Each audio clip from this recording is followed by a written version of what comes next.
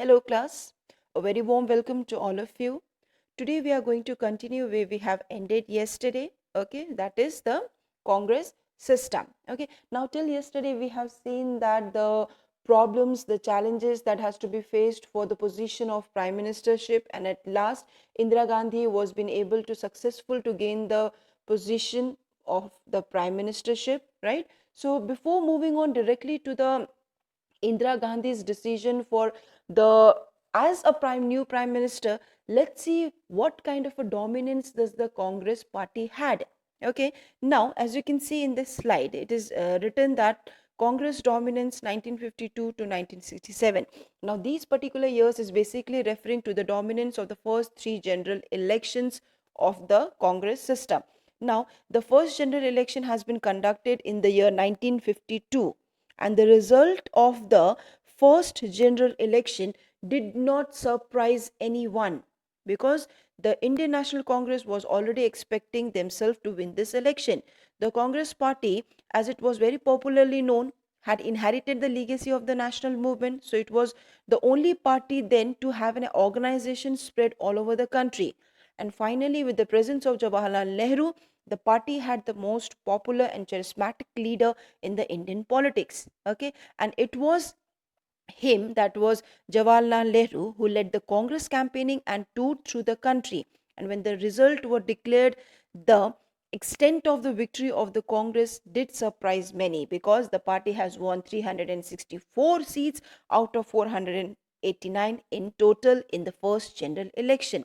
Whereas against the Indian National Congress, there was a Communist Party of India who has won only the 16 seats. Now, it was not only the general election, but the state elections were also held with the Lok Sabha election.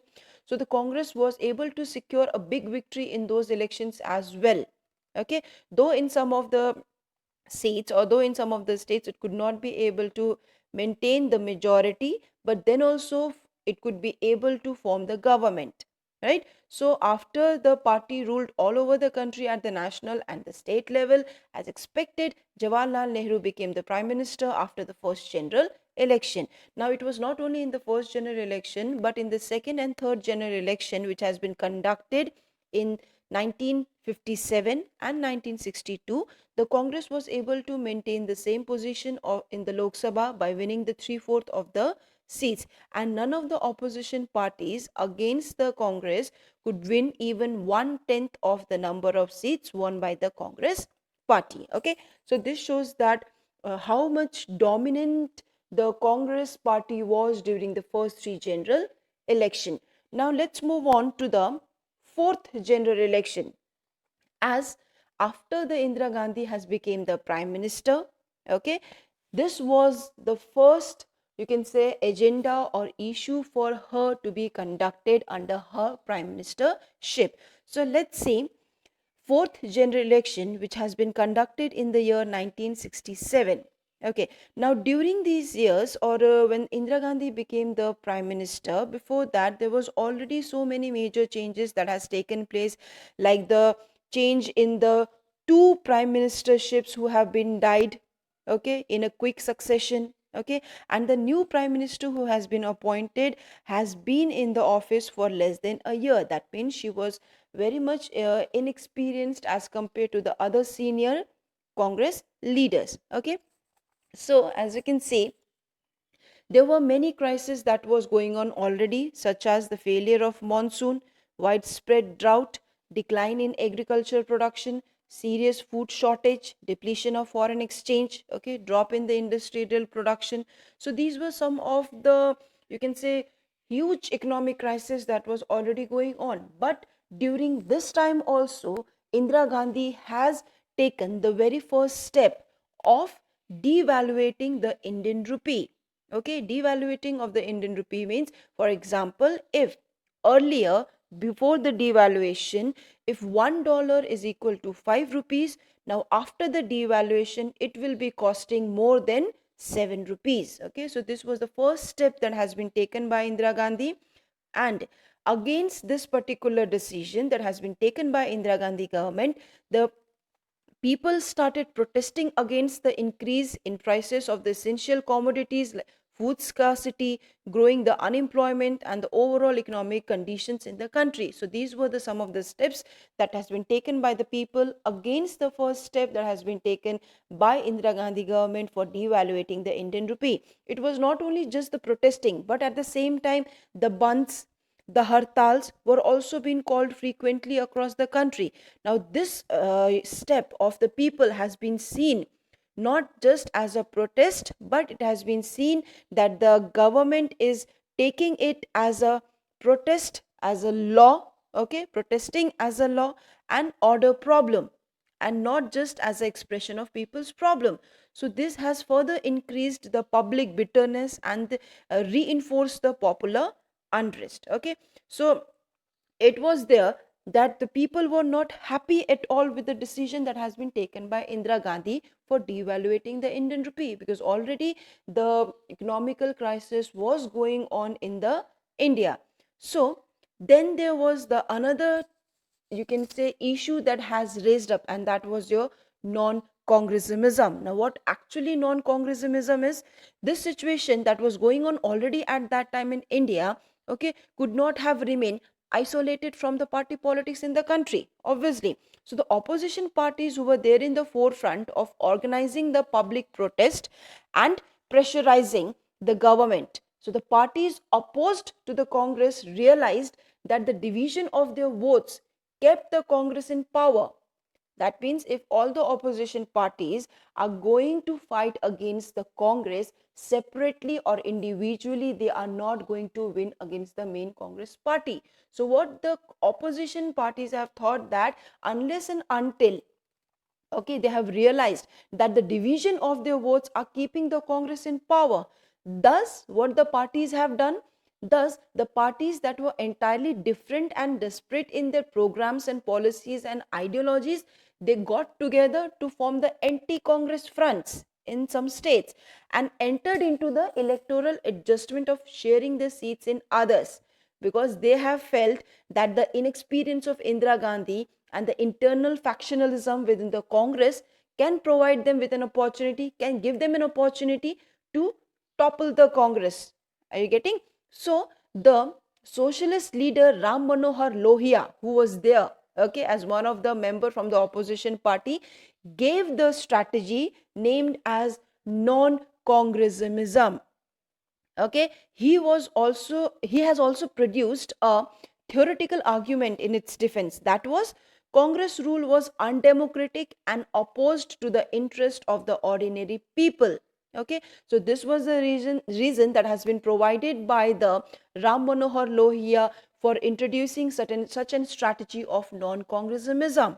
Okay, that the Congress rule was undemocratic and opposed to the interest of the ordinary poor people. Okay, therefore the coming together of the non-Congress parties was necessary for reclaiming the democracy for the people.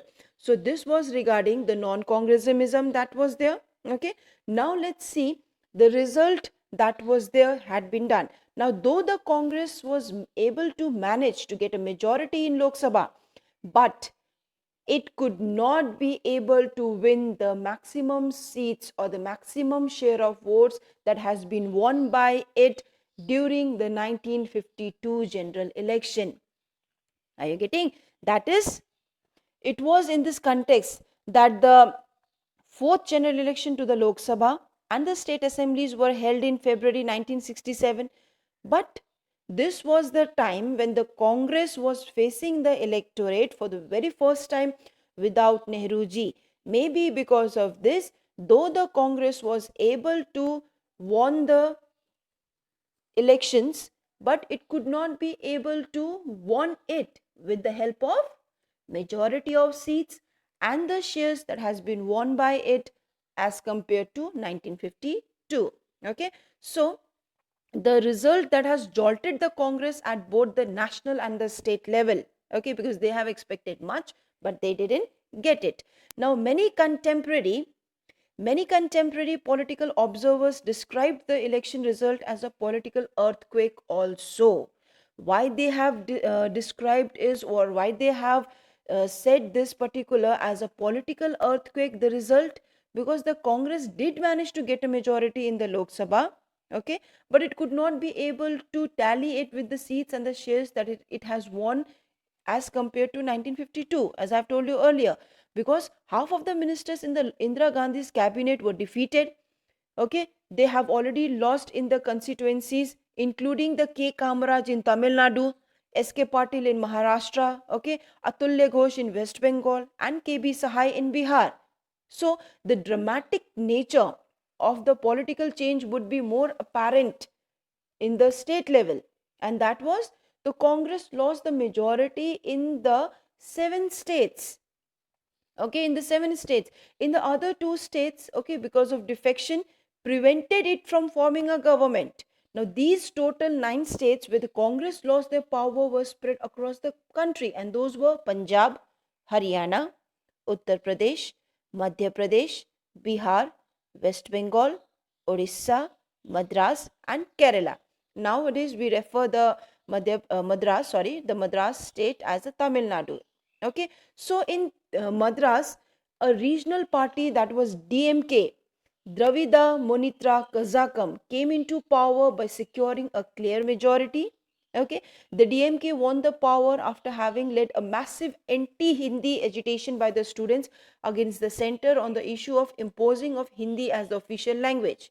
Okay, now this was also for the very first time that any other non-Congress party had secured a majority of its own in any state, right? So in the other 2 states, the coalition governments consisting of different non-Congress parties were formed, okay, and these non-Congress parties, which were consisting of different ideologies, okay, they were there. So they have been referred as the Samyukt Vidhayak Dal, the SVD. Okay, so these were those coalition governments which were there, consisted of ideologically diverse group. Okay, so because of these reason, the result of the fourth general election, that is of 1967, says or referred as a political earthquake.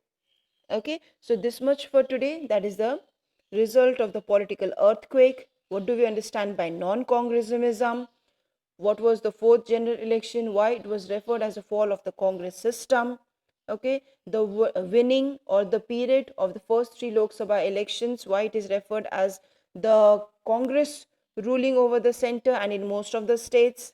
Okay, and the 3 general elections that have been conducted, and the, you can say, the dominance that has been able to maintained by the Congress party.